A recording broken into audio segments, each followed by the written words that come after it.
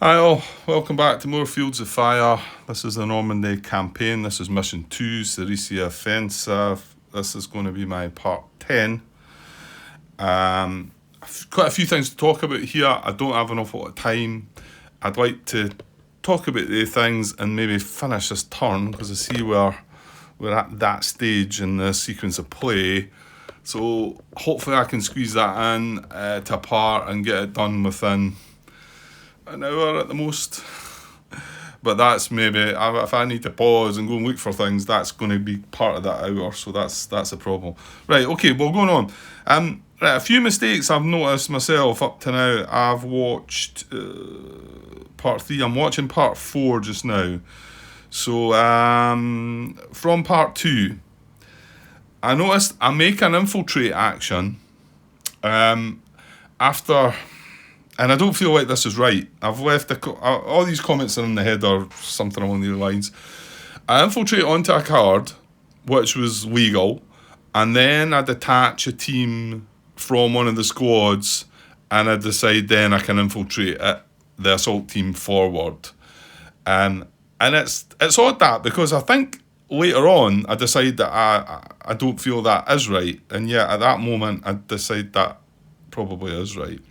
So I want to say, I want to feel like it's okay to move the unit because that's a different action, but I feel like because it was part of the squad that's already infiltrated, then it should have knowledge of that. I could be wrong though, I could be wrong. So I've left that comment there, and basically if anybody wants to chime in there, and I might ask that question because there's a few questions that are linked to that, like when you split a unit off. You know, if it was, well, I suppose that's the first question. If it's exposed and I split the unit off, does that part of the unit become exposed? And then when you're putting it back together, if you're putting it back to an exposed unit, does that?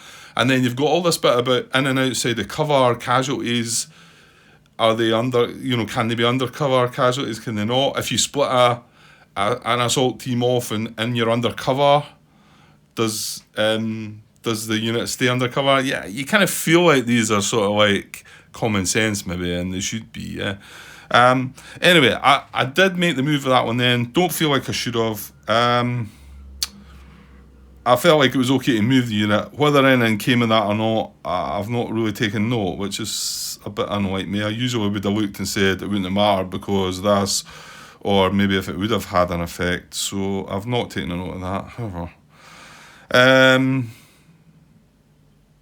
Okay, and then further on the same bit, something like it's only 6 minutes later, at the 24.5 minute mark, I also infiltrate with my 50 cal machine gun, and it's just, you know, I already tried it with the mortar and noticed it not long after I'd done it and was able to fix it. Well, I say fix it, I'd drawn the cards for it to infiltrate, and so. You know, I have drawn cards, so I've not noticed it at the time. I think it's one that's just going to catch you out, and I tell you what, I've came across another couple that I was looking through some rules today that I think, wow, that's going to catch me out. That would catch me out. But yeah, trying to infiltrate with him and not knowing, and in particular maybe doing a platoon infiltrate move and not remembering you've got the 50 cal with you or the mortar with you. Like I say, I've done it with the mortar, caught it. Didn't catch it with that. Unfortunately, he failed at the infiltration attempt, so he moved onto the card exposed anyway. But again, I drew another 2 cards for that, and I shouldn't have been doing it. Okay, moving on to part 3, at the 6 minute mark. When I'm talking about... that's in the mission book at the front page, the infiltrate action. And at the 6 minute mark, I'm like... scratching my head, I'm wondering, and it can catch you though, because of the way it talks about it. Every enemy force package contains a, and I'd like to put that in quotes, a squad infiltration. Sorry, not that one, not that bit. A squad infiltration attempt. If that package is drawn, and I'd like to put that. That's the bit I'd like to put in quotes. From the start of that attempt to the end of that card, an attempt to infiltrate an adjacent card action, because all that is all that is just the action there, isn't it? Attempt to infiltrate an adjacent card action. That's what that is. And the thing is, when I played this years ago, it caught me then. I think I had to read through all the threads on BGG to find out how to deal with that. And here it caught me again because I started talking about, right, adjacent card, right, I've got to be adjacent to the triggering card. Is it adjacent to the triggering card? Or all it is like find the card. I mean, fortunately Andrew spells it out later on for me in a nice set of 4 sort of bullets, if you like. Find the card and then just draw two cards plus or minus your experience level to see if you succeed at infiltrating onto that card. If you don't, you move on to that card exposed. This adjacent card bit that's just what that's about. So I've got a wee note there saying that I believe the adjacent card part is just part of that action's wording. So that was that. And then moving on, 15-minute mark. That's when I realised that I'm discussing this bit in the rules, which is enemy package placement rules. And I quoted this bit to Andrew, therefore you can... hang on. Right, well, I suppose that wasn't that bad. 6 minutes. 6 minutes before an interruption. Okay. And I was saying this is the bit that I sort of sent as a question on BGG, or a response to part of my question to Andrew, and it was that bit, and then it was the next day again bit, and it was when I was like looking at it, and I also watched the video. It's in part 3 where I'm talking about it, and I'm saying that's just about if you place a PDF. I'm like reading through this bit, and I'm saying there's no bit that talks about not placing a PDF, and it's right there. It's right in the next paragraph. Although it doesn't really answer all the things I had on my mind at the time, but it does come with some answer which lightens things up, Anyway, and then the 50-minute mark, another glitch in my recording in part 3 when I was placing the package for the patrol. So it was the triggered placement from, I think it was this card. It was one of the C's, I think, and then the patrol. I think it ended up. No, it ended up here, didn't it? And then it's moved back. Well, that's part of it's moved back. Sorry, it's still in there actually. There's a glitch there, but I looked at it and I thought there's a few seconds of me moving things about without speaking, and I've also had the pause record, but it does look like it's not that bad, and you're not really missing out on much. I think you can probably work out what's happened. I talked about the patrol. That was the placement I was doing, and I randomly drew a squad. I think it was an A squad this time though. But I think you'll have seen that later on as well. And then 55-minute mark, where I make my bold statement of I think, and this is after we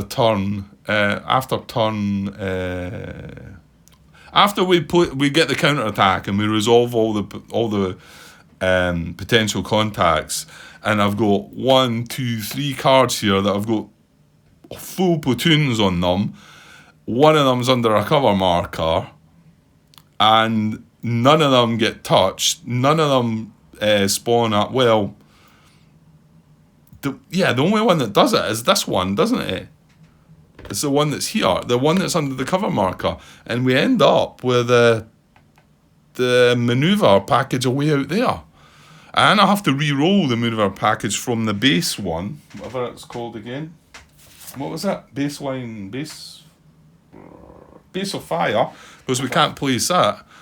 And there's 3 packages at the top that would actually destroy this. The mortars, I think there's artillery and there's 2 mortars, which would have destroyed this card. There would be nothing left of 3rd platoon. Well, let's just say they would all been drawing cards on a -4, I think. And it's now opened my eyes up. Well, although I say it's opened my eyes up, but I think looking back on it's woken me up now. I say it's opened my eyes up, but it looks like we've got a bunch of stuff under foxholes. So we've not quite woken up to the fact that, Grant, that's an event that you could get at any time, a counter-attack event, a potential contact placement goes on there. You've already looked at what the A's can do. Just a mortar going there, firing on there with on your cover, you get -1 for each step above 3. It just, it's just horrible. I'm gonna now watch that, because as the game goes on, there's going to be more and more possibilities of things like that happening, I think. So I'm glad it's brought it to my attention now, I think. Although, like I say, it doesn't look like I've woken up here. Anyway, and so I've made a comment in there saying, that went pretty well, which was a kind of understatement, really. It went really well, and I got really lucky, I think. However, that was my comments, mistakes, sort of thing. There's a few other things. Just want to glance through some of... there's a few comments from Andrew.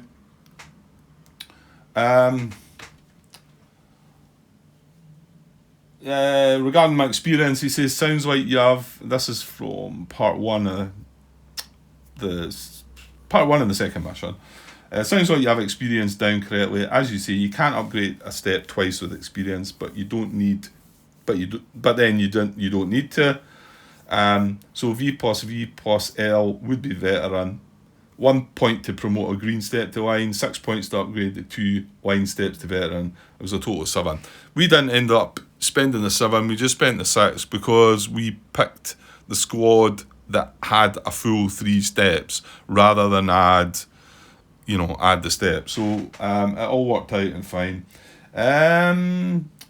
He mentions battalion fire missions are for either of the artillery fire agencies. So when it talks here about the 2 fire agencies that we've got, I was wondering about this on here. This one's an extra 1, so we've got even more fire then. We've got 7 fire missions. I mean, this one's not quite so good at -4 compared to the -5. So I'm assuming I can use them. And obviously you want to... Well, actually, that one's even better, because the artillery forward observer or the mortar forward observer get to draw 3 cards each for it. So,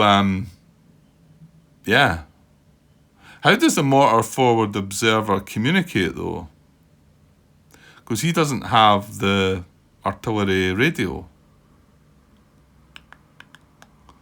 So how does that work?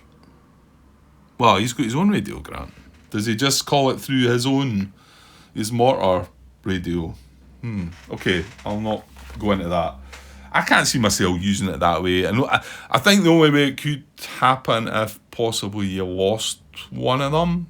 If you lost the artillery forward observer, you could maybe then use the mortar forward observer if calling the fire missions. I think that's maybe the only time I would maybe try and look at doing it. So he says, but battalion fire missions are for either of the artillery fire agencies, 15th Field Artillery, which is what that FA clearly stands for, and the Regimental Cannon Company, which is what the bottom one clearly stands for, which is also artillery, he says. Although actually we've reduced that to just the 15th Field Artillery in the 3rd edition book for realism. Go with whichever you think works best. Well, if I'm getting an extra 3 fire missions from this one, unless they're all added into that, but I'll go with what the mission book is for now, Andrew. Rather, that doesn't sound like a change that I need to, because then I've not got the information there. So, but even more fun is a special rule for the Regimental Cannon Company in the Bulge campaign. Retrofitting that to Normandy is perfectly reasonable too. Well, I've not even opened my Bulge campaign one, so what have I done there? Yeah, so I haven't even looked in the bag for that, because it's more a bag than a box, isn't it? And then there's a couple more. Bazooka teams. This is still part 1, yeah. Bazooka teams come in the upgrade kit for Fields of Fire Deluxe, as 1st edition had them at different ratings. Excellent. So I'll get my bazooka team back eventually. And he says, so if you don't have don't find a spare until then, you can use that one. Well, I'm going to have a look about again now. When I get a bit of time, because I might have a better idea of what it looks. It might jump out at me more, but we'll see. Right, just moving on quickly because there's a couple of things I want to talk.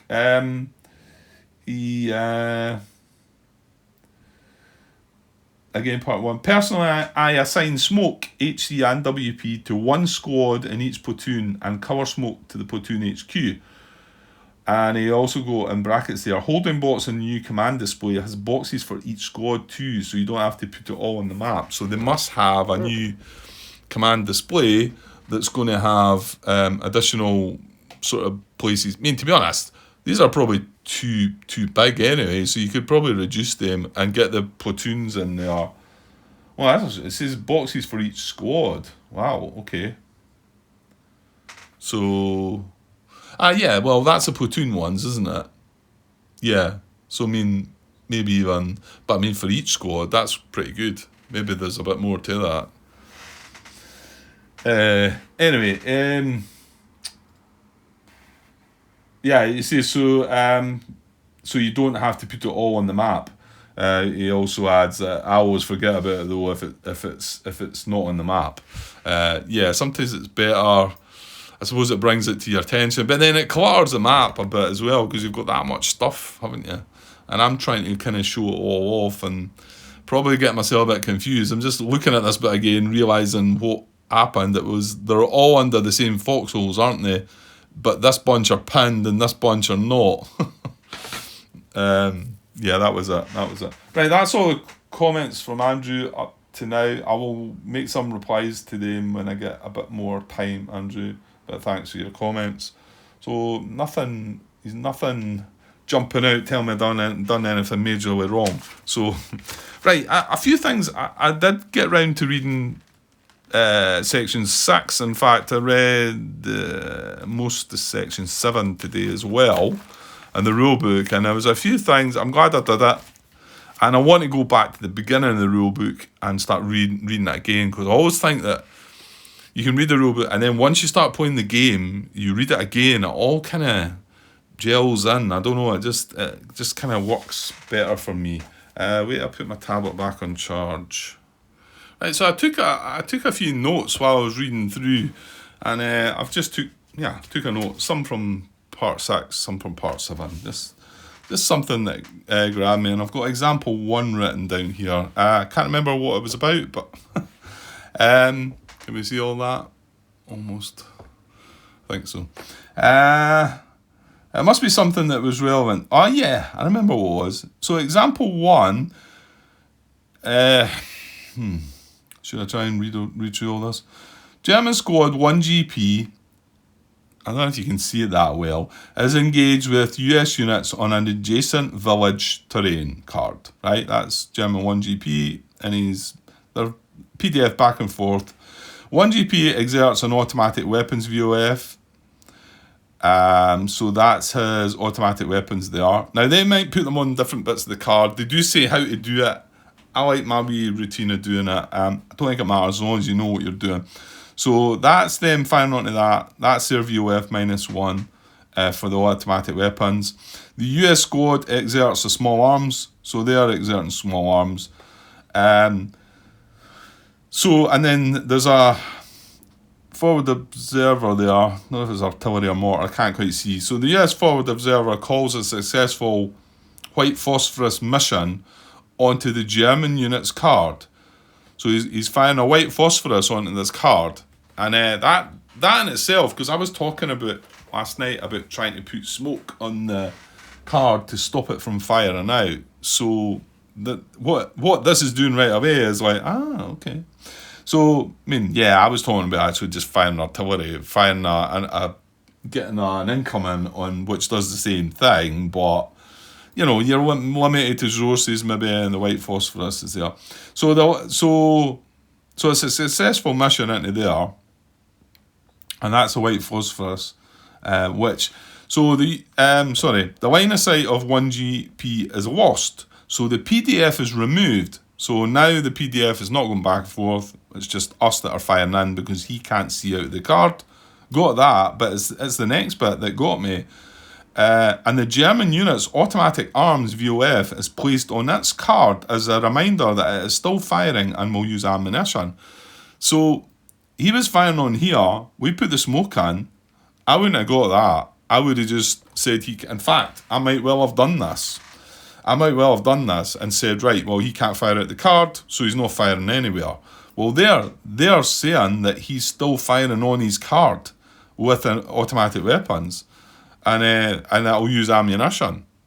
So I never thought about that at all. Meaning we've had quite a few incoming missions, and I would never have thought bringing their fire back to their own card because they're still firing. But I mean, there you go. I mean, we've already had it that our guys can fire on the same card and just keep firing all day long until you tell them to stop or move them or do something with them. But if you left them there, they just keep firing on the card all day long. Now, it's different with the enemy, because when the enemy get to what step is that? Is it not in the enemy activity? Yeah, that's one step that they'll stop, because enemies firing at cards without valid target shifts ceasefire. So at that stage, I'm pretty sure that would then, they would stop firing on the card because they're not firing at anybody, you know. And there's another case of it, isn't there? I can't remember. Is it just in the cleanup phase? There's two places where they stop firing, but that was like eye-opening to me. I was like, oh, right, really? Okay, there you go. And it just carries on saying, well, actually, let's finish it, because the last little bit is also interesting, is it not?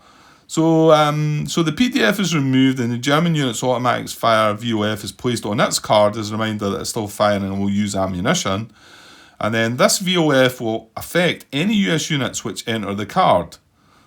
The US units have line of sight into the card with smoke, so their small arms remains in place. So they've still got their small arms firing in there. But interestingly, that's still firing there if we moved into the card. But then again, see, what I would have done was took that away and say they're not firing. But if I moved the unit into there, a US unit, then they would automatically open fire on that. That's how I would have done it. But this is in the rule book. So there you go. That's what should happen. But yeah, I wouldn't have caught that, and I think I might have messed that one up. So, right, so I've got a note, page 40, example 2, last paragraph. Well, I'll keep it at that zoom just to so. Friendly and enemy units act the same. However, VOF is not moved if unspotted units appear along a PDF. They would continue to be fired through, only being affected if grazing fire hit their card. I think I need to look right through this example, but I took note of it because it was like, however, VOF is not moved if unspotted units appear along a PDF. Yeah, no, that's answering part of the question, that because they were unspotted. Yeah, okay. I'll just leave that one. I thought this was an interesting one. I want to say that I've not been restricting myself to what this one brings up, but I might be wrong. And it's placing a PDF marker 6.3.1. It's just the second paragraph. A PDF does not limit the ability to attempt spotting in any direction to cards within line of sight. Okay, fair enough. Yeah, I was aware of that. PDF restrictions also do not apply to FOs when calling for fire. In other words, they can call down fire in any direction, including calling for fire elsewhere where there are enemy units on their own card. And that's the one that I sort of stopped and thought about and wondered if I may have considered that. You know, at the moment we've got this mortar forward observer, the PDF is going down here, right? You know what? I might have been drawn into that thinking, because if you look at the RT forward observers there as well, there's nothing to stop this mortar. Well, apart from the fact he's pinned at the moment, but if he wasn't pinned, there's nothing to stop him from calling fire. In fact, I think you can call fire on a card with both enemy and friendly units on it. There's nothing to stop it calling fire on that, or backing up that way. In fact, they can call fire on empty cards. I could call fire on that, I think. So it doesn't have to be all in the PDF. And I'm just looking at that, I'm starting to wonder if that might have I might have been drawn into believing that I had to go down that PDF. Well, it doesn't. It says it there. Same as spotting. You could spot anything. You could spot any direction. It doesn't have to be down the PDF. I think I was okay with that, but I'm wondering if I was drawn to the calling for fire. Anyway. Okay, and the next thing that came up was it was regarding the breakdown charts and what happens to a squad when it gets hit, the fire teams, what happens. There's another add-on about that as well. I don't think this is in the rule book, so if Andrew's watching this, this is the old rule book. This is 2nd edition, and that's a breakdown of what you get. I mean, we are World War II in Korea, so that's all we're interested in at the moment.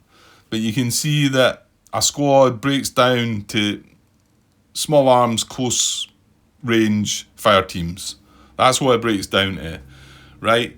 But I've not been really carefully considering this, and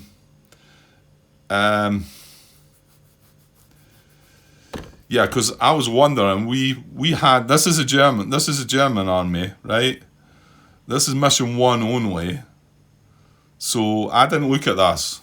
Now this doesn't appear to be in the new rule book, but my guess is this might well be in the mission book. Because, you've got different, that's showing you Vietnam here, and then, well, that's World War II in Korea as well, if you've got engineers, how they break down. So, I get the feeling this might be in the mission book. It doesn't, I just had a glance at the rule book, and it's not something I've came across. But, I was wondering what because we just took out a squad, and it broke down into a fire team. It broke down into 2 fire teams, and you know what? I've done that wrong then, because that's what it breaks down into: an A-rated fire team and 2 S-rated fire teams. I broke it down into 2 A-rated fire teams, so I think that was wrong. I think I should have done that. I'm just going to leave it, but I will pay attention to this more. Well, actually, no, that was mission 1. We're on mission 2, Grant. Oh, there you go then. So you can have, here's options. You can have this or this, or this. Well, no, that's if you get an S-rated one, because you do have, that's right, you do have the chance of a there or there. But hang on, mission 1. Am I doing that wrong? Is mission 2 different? Does it not use the squads? There are 2 types of German squads. The start of mission 1. I have blundered that then, because it's only for mission 1, 6, and 7. Place all the squads in the cup. For missions 2, 3, 5, only use the AL squads. Oh, don't. Right, okay. I want to say we got lucky. No, we didn't. We didn't get lucky. What I'm going to do is I'm going to change that one up there. I'm going to take... no, I can't do that. It's a fire team. This one I must have made an S. Well, I just drew them out the cup again. I forgot. So that should be an A-rated fire. Well, what should it be? I don't know. I mean, if it's... The thing is, that says mission 1 only, and then all other missions are these, which it doesn't say that in that bit. It says missions 1, 6, and 7 use the A's and the S's. All other missions. So we can either have it like that. I don't know. I mean, how do you break them down that way though?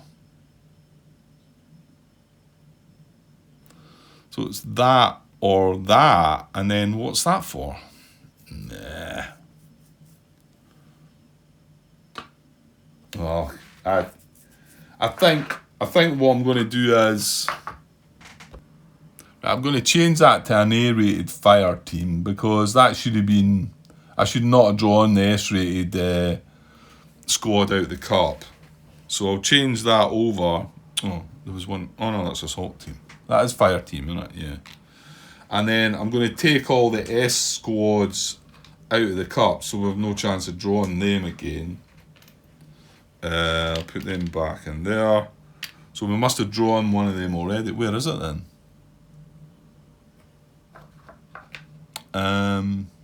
Did I lay it outside? No. Oh, I've not just chucked it back in the thing, have I? Well, hang on, there's one. I've got 1, 3, 2, 3, and 3 third. 3 third. And the rest are all A's.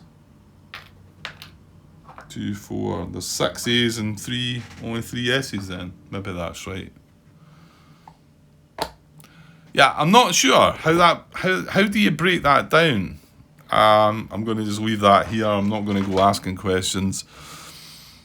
And you know, if this takes a hit, if this takes a fire team hit, if I get a F result, I flip that over to 2 steps. I understand. Do I then pick one of them first? I mean, there's an A with a C, an A with a C, and then there's the AS with a C. I don't know how do you randomise between them, or yeah. I think what I'll do is I'll just use the A's for now. I'm maybe going to ask that question, or I'll look it up. I didn't want to spend all that time on this just now. That's the thing. I just wanted to. I'm not going to have time. And I had a feeling this was going to happen. And the other question I had was, I've got 2-step weapon teams, or 2 counters, and I've got that written down here by question mark. Now it's only been squads that we've had, but there must be some counters that have weapons on it that split into 2 counters. I don't know if that's something. Well, hang on. What is that? Look, see that. See, that's got 2 steps. That's got 1 step on the other side though, because it says. I can't remember where I've seen that bit as well. It says that it's got its own fire team side on the other side. Oh, hold on. 188. No, did we not use the 88 already?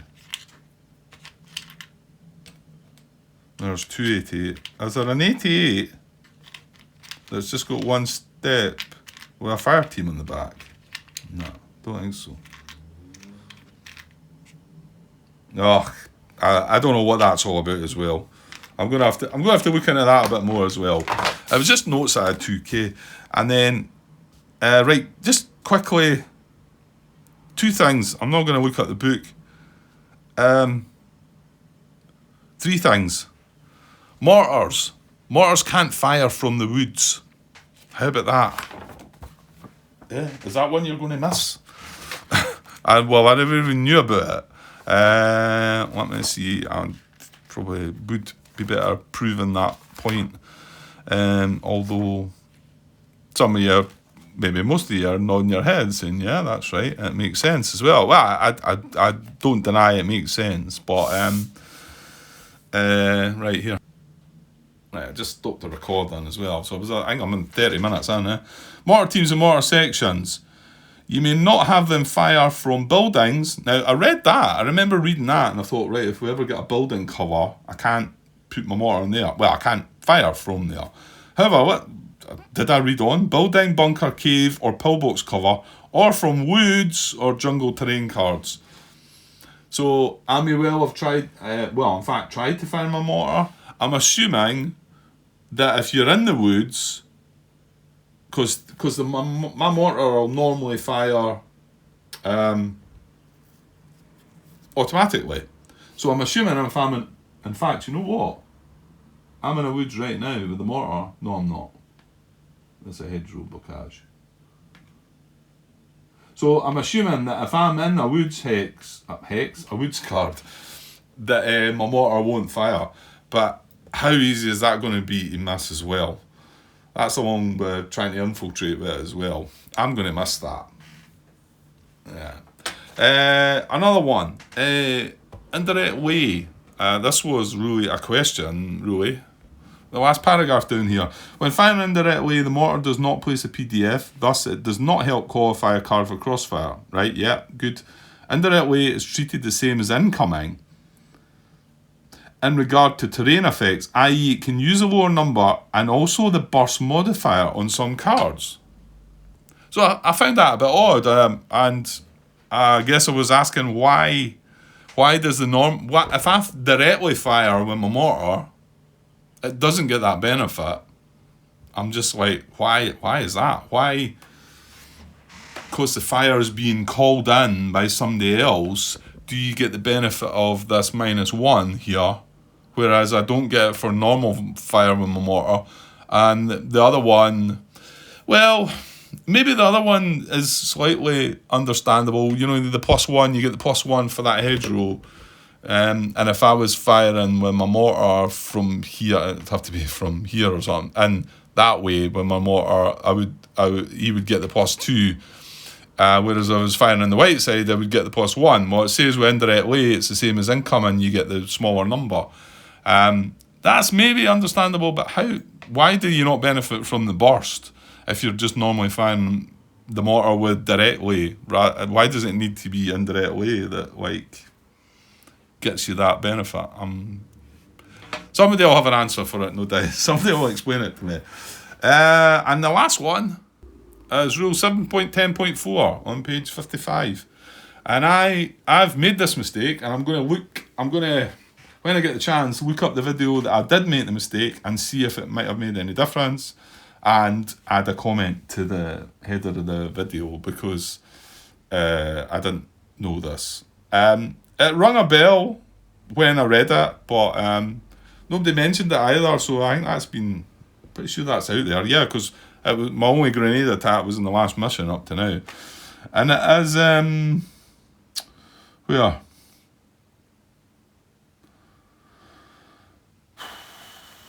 Right, where is it? Yeah, it's the middle paragraph.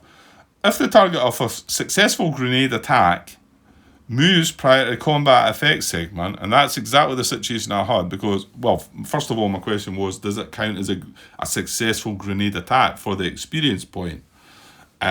So I was challenging that, wondering if that was right. However, I also said, I think the grenade just sits there and it just blows up, doesn't do anything else, blah, blah, blah. And I should have came and looked here. I should have came and looked, but I didn't. Lazy there. So if the target of a successful grenade attack moves prior to the combat effects segment, either to a different card or within its current card, like if it moved undercover or something, then the grenade attack is treated as a grenade miss. So I would have took, my unit on that card would have taken a -1 extra over and above what he was maybe getting hit with at that time, because it would have been classed as a grenade miss on that. And I'm not sure if that would have affected my successful grenade attack experience point as well. I'd like to think no, but then it turns it into a grenade miss, so maybe that cancels it out. I'm going to go look for that bit and see if I can add it in, add a wee comment. But right, okay, let's... I really don't know if I've got time, because that's about 35 minutes, isn't it? And you know what? There's maybe a bit of thinking to be done as well, because I'm looking up there and we've got all our platoons to activate, and look at the state of them all.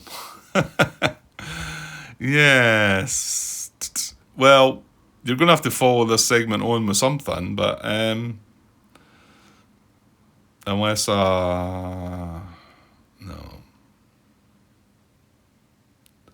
Well, can you not do a little bit, Grant? I just feel like I'm a bit... I don't really... I feel like I'm going to be rushing, and... yeah, we do have... It's the 3 platoons. We brought back this. I think this all was a bit scary, thinking back on that, how all that worked. I hope I got all that right, but... yeah, it looked a bit iffy at times, I think. I've not watched back on it. I just remembering... what all went on, try to put it together, and actually managing eventually to get the first platoon HQ back. I've got to remember he's green as well, so he's getting an extra -1 to whatever when his card draws, isn't he? Yeah, we are in a different impulse though, so we can do other things. Yeah, but we weren't going to need to take the pin marker off, because they're all going to become unpinned anyway. Yeah, I really don't think I've got the time, and to be honest, the patience for the part I'm at the moment. I've had a pretty long day at work, and I wanted to play, and I thought I've got these questions, I've got these notes, I've got these mistakes. I thought, and I was at first saying to myself, right, just leave them for now, Grant. Come back to them when you've got more time. Just get into the game. But when I got here, I thought, I'll be able to squeeze it in. I'll maybe take 15, 20 minutes at the most. And 35 minutes go by. Well, I suppose I could cut that as a rubbishy part, couldn't I? Just discussing some things. It'd be better that way for the fact that when I come back to the game again... Well, you know what? No, I won't do that. I won't do that because I'm not sure I'm going to get time to do stuff tomorrow. What I'll do is I'll put a pause on this, and because there might be more things to talk about if anybody makes any comments, because I've uploaded part 2, part 3. By tomorrow I'll probably have 4 and 5, because I've got a chance to watch a bit tomorrow. So 4, 5, maybe even get part 6 up there. And then if I've got more to talk about, I can come back and add it on to this part. And then I'll put a comment in the header saying, look, there's no gameplay in this at all. It's just me discussing a few things, talking about some questions that have come up, and talking about some mistakes and some corrections and whatever. That'd be a better idea. So I'll just pause for now, and that'll be me for the night. Yeah, and I'll be back when I'm back. The weekend, when it eventually comes around, I should get quite a bit of time to do stuff then. So I do want to get moving, but I just... looking at that now, knowing I'm going to be trying to rush through it, it's probably a mistake. So we'll wait and take our time over it.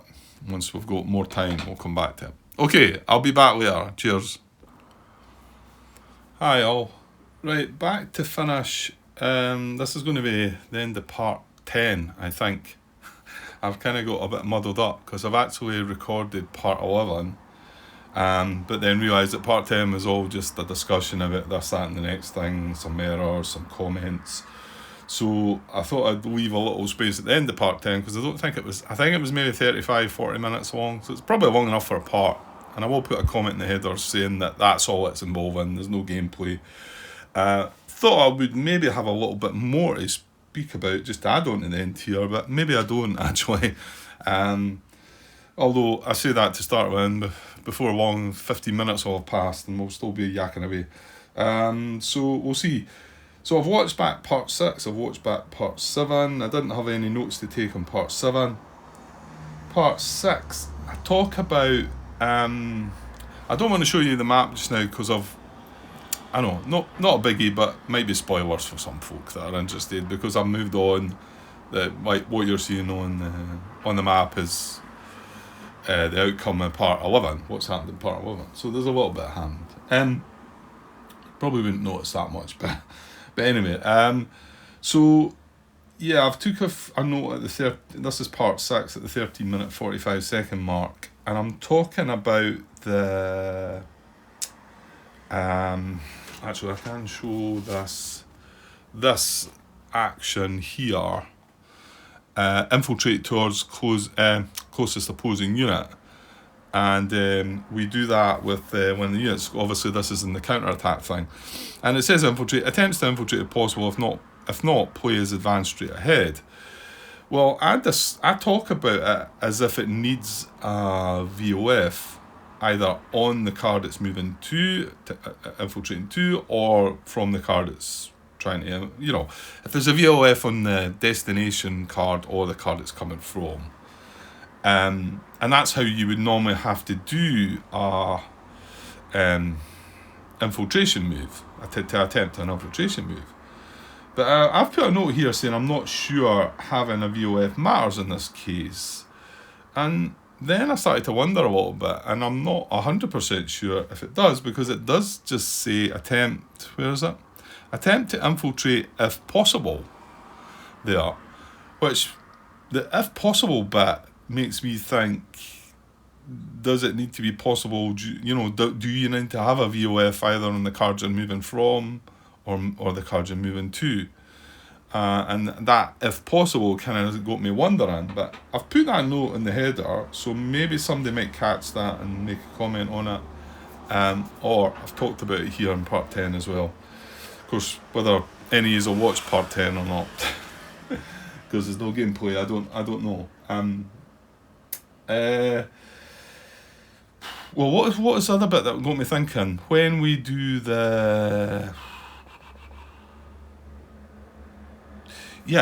on the mission book, the infiltrate action, what is the wording for that? Because is that not the same? That we've done this already as well. Remember, we had the infiltrate package. Every enemy force package contains an infiltrate. A squad infiltration attempt. If that package is drawn, make an attempt to infiltrate an adjacent card action. See, there's not a if possible there, you know? There's not an if possible with this one. Now, I automatically thought that they were both the same, and it didn't matter about a VOF, but when I'm recording it, I'm talking about, well, there's a VOF there, so he can move there. And then it was afterwards I thought, I don't think it needs a VOF. But then reading that again, I did wonder. So I'm not 100% sure, because the if possible part to this, where are we again? Infiltrate towards. No, it's here. Attempt to infiltrate if possible. Sorry, I'm not even showing you. I mean, if it just said attempt to infiltrate.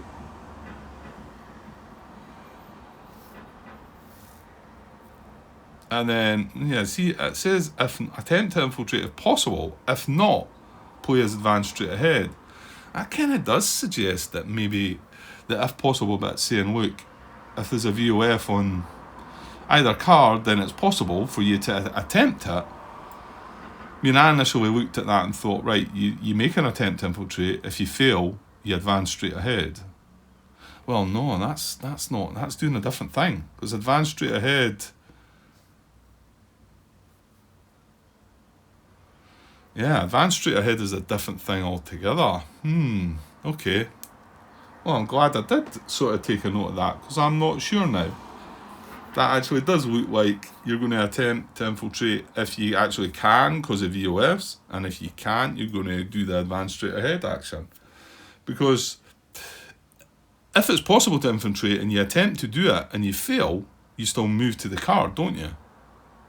Whereas this advance straight ahead is slightly different. I mean, I've not really studied the word and move the unit one card towards the player's staging area. So that doesn't necessarily mean move to where a unit is, you know? And then if drawn on roll 1, overrun tactics, move off map, assault tactics, move towards players' units. Yeah. If drawn on roll 1. Oh, I see, as in it can't move any further straight ahead, obviously. Yeah, okay. Yeah, and if you've got overrun tactics, it's going to move off the map. If you've got assault tactics, it's going to move towards the player's unit along row 1. Well, maybe not along row 1, it could drop back to row 2, I guess. Well, that's a kind of strange way to go straight ahead, though. Okay, I'll just leave that at that, and if that comes back up again, I might need some more information about that. Yeah, because it's funny, I read it in a way that felt it didn't need a VOF, yet when I was talking about it, I talked about it being okay to do it because it had a VOF, and then when I was watching it back thinking, no, it doesn't need a VOF, and now I'm reading that again thinking, maybe it does need a VOF. Yeah, okay. Right, and then I've got a few comments in part 6 regarding the squad that should be an A-rated squad. It does turn out to have an effect where I think I've spoke about this already. I think I spoke about it earlier in this part, actually. It should be an automatic weapons because the squad should be A-rated.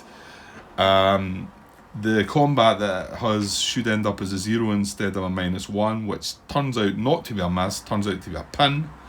But then I think I've not watched further on yet to the bit where it would remove its pin, so I think it would remove it and it wouldn't have affected anything. If I find out it does affect anything, I'll make a comment on that. But certainly that was not in part 7 either, because I never noticed anything. My guess is that's going to happen in part 8, and I haven't started watching that yet.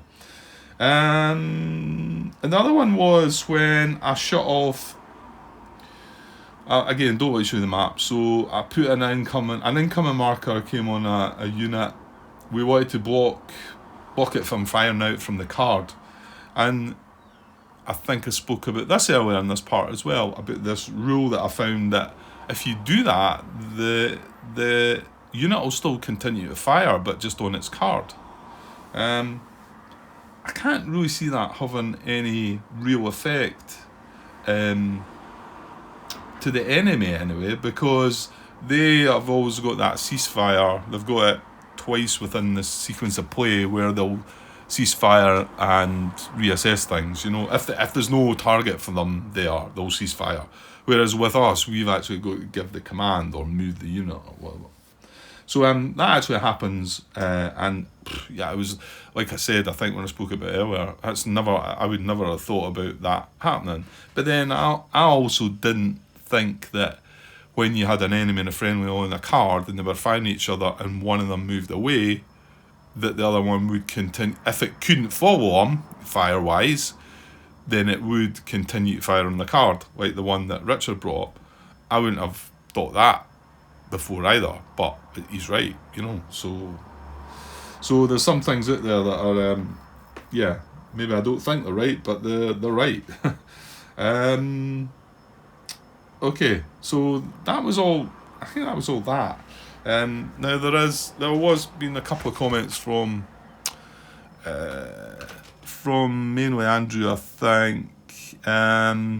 Just going over a few things. I talked about my mortar section trying to move to adjacent card, and then we wanted to platoon infiltrate. So what I done was I moved the mortar first for a point, and then I used 2 points to infiltrate the rest of the platoon, and that seemed like it worked. And like it says, correct, 1 point to order mortar section to move to adjacent card, 2 points for a platoon infiltrate for everyone else.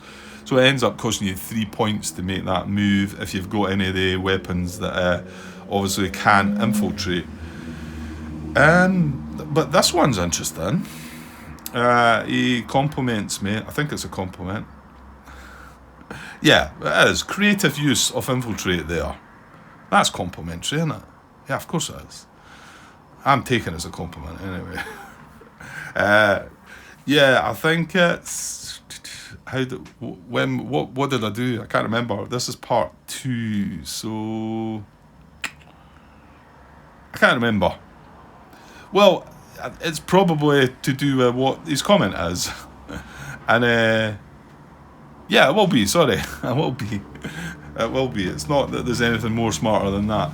Right. So he says infiltrate, and he gives. This is infiltrate. He says move. Infiltrate and then move. So I'd be better showing you that, because I'm showing you nothing on the thing anyway, am I? So there it's there. Why are we not? Right, it's just the way I've got it, I suppose. So he's got infiltrate, then move as a fine and intended way to move up the map fast during combat. So what he's meaning by that, if you don't grasp it, then it's only maybe just coming to light for me that these things can be done. I dare say I would have thought about this one before, admittedly, but the other ones I kind of like didn't really even consider. But what he's meaning there is we can infiltrate, whether it's a platoon infiltrate. Let's just say it's a unit, and we infiltrate with it, and he succeeds. He's not marked exposed.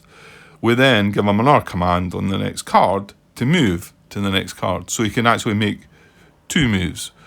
He can't infiltrate again because he's already been given that action and the impulse, but he can move again. So yeah, that's good. And this one, at first I'd done it, thought it was okay. Then when I was going to do it again, thought, no, that doesn't feel right. I don't think I can do that. So I stopped. And then this is where the comments came up. He said, infiltrate, detach, infiltrate again. Sure, why not? If it makes sense in your mind what's happening, go for it. Well, I'm not sure it does. I think at this time that you're talking, then I think I did do it. And I wasn't 100% sure. But I think later on I do it, and I don't end up doing it because I don't feel like it's right. It doesn't feel right to me. I think if you're infiltrating, then you're detaching a team, detaching a squad and creating an assault team.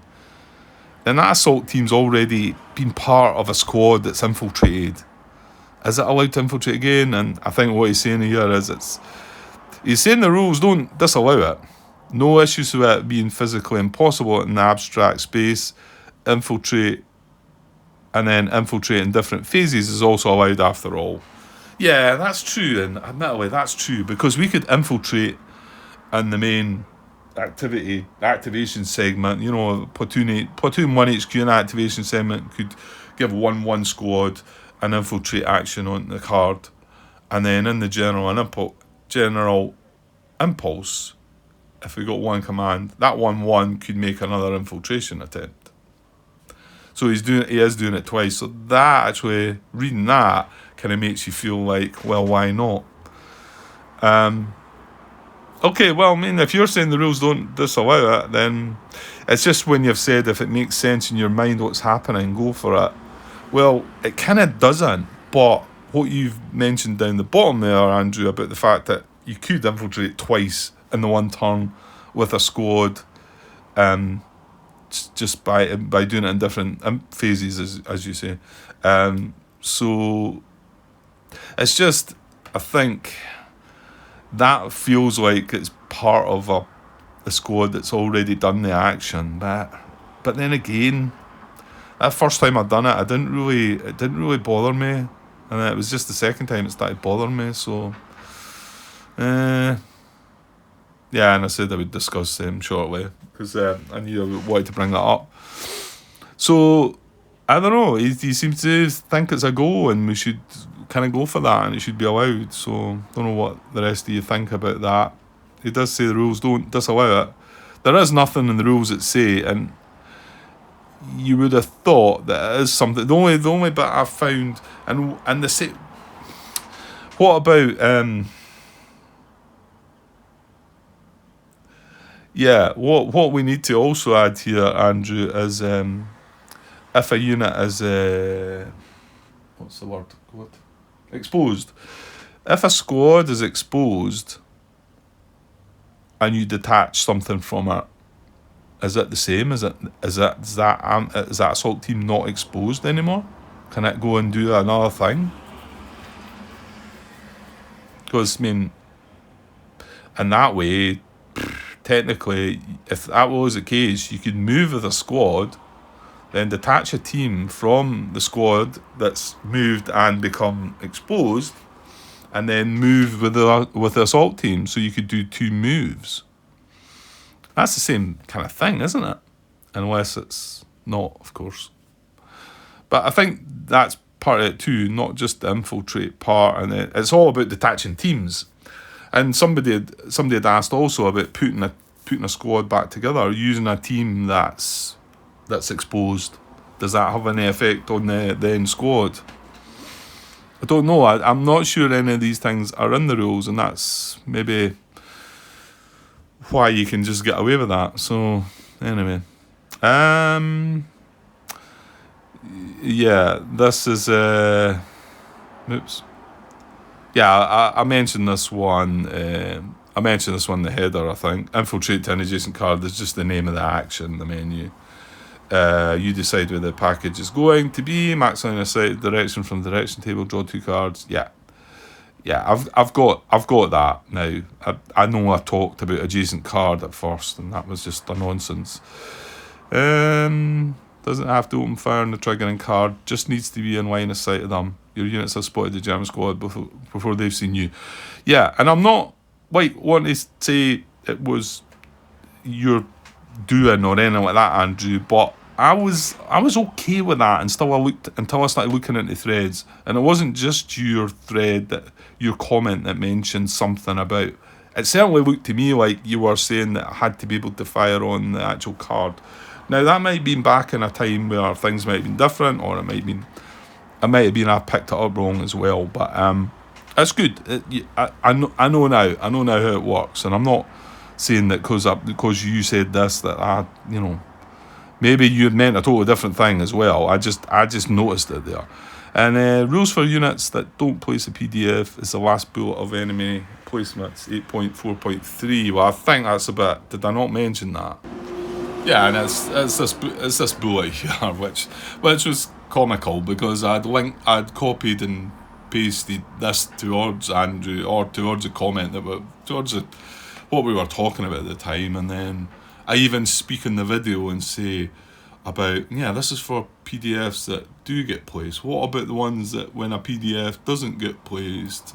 And it's right there. It's a paragraph right after. So that's him mentioned that there as well. But I got that eventually as well. So anyway, thanks for all your comments again as always. Right, well, I think I just wanted to be able to get that wee bit out the way. So what I'll do is I'll just put that onto the end of part 10. And I'll put that out there, but I'll make sure there's a sort of a heads up in the header. Yeah, you should always look at them just in case it's something that does not appeal to you, but you want to see the gameplay, but you don't want to hear Grant going on too much about things. I think they're important things. They're important for me to understand the game, but some of you out there might not be bothered about that. They just want to see the gameplay, so fair enough. So I'll put a comment there saying that whole part is basically just me blithering away, to be honest. Okay, right, well, I'll cut this one for now, and then I've already done part 11, so I'll be back with part 12 very shortly. Cheers.